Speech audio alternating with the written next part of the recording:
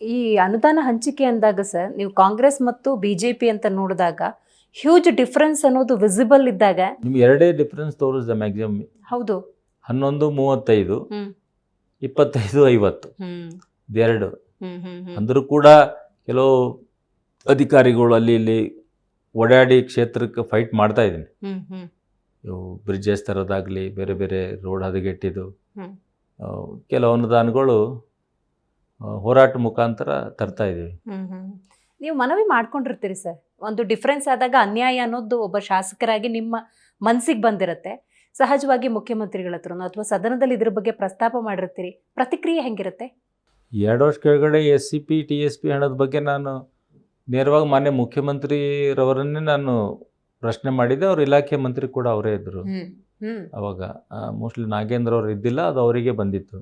ಅವಾಗ ಉತ್ತರ ಕೊಟ್ಟಿರು. ಬಟ್ ಅನುದಾನ ನಾನಂದೆ ನಮ್ಮ ಕ್ಷೇತ್ರದಲ್ಲಿ ST ಸಮುದಾಯ 50,000 ಮೇಲ್ಪಟ್ಟಿದೆ. ನೀವು ಅದೇ ಸಮುದಾಯದವ್ರು ಇದ್ರಿ ಮಾನ್ಯ ಮುಖ್ಯಮಂತ್ರಿಗಳೇ ಅಂತ ಹಿಂಗೆ ಅನುದಾನ ಕೊಡ್ತಾ ಇಲ್ಲ ಪ್ರಗತಿ ಕಾಲನಿಗೆ ಅದೆಲ್ಲ ಅಂತಂದು ಸಾಕಷ್ಟು ಸಲ ಮನವಿ ಮಾಡಿದೆ. ಅದಾದಮೇಲೆ 1.5 ಕೋಟಿ ಏನೋ ಕೊಟ್ಟರು. ಅದಾದಮೇಲೆ ಅಷ್ಟೇನು ಎದಕ್ಕೂ ಸಾಕಲ್ಲ. ಒಂದು 2 ಗ್ರಾಮದಲ್ಲಿ 2 CC ರೋಡ್ ಒಳ ಚರಂಡಿ ಮಾಡಿದ್ರೆ ಮುಗಿದೇ ಹೋಗ್ತದೆ. ನಿಜ ನಿಜ. ಇವನ್ ಅವ್ರಿಗೆ ಮೂಲಭೂತ ಸೌಕರ್ಯ ಕೊಡೋದ್ರಲ್ಲಿ ಕೂಡ ಆಗಲ್ಲ ಅಂತ ನಾನು ಬೇರೆ ಬೇರೆ ಸಚಿವರಿಗೆ ಕೂಡ ನಾನು ಹೇಳಿದ್ದೆ.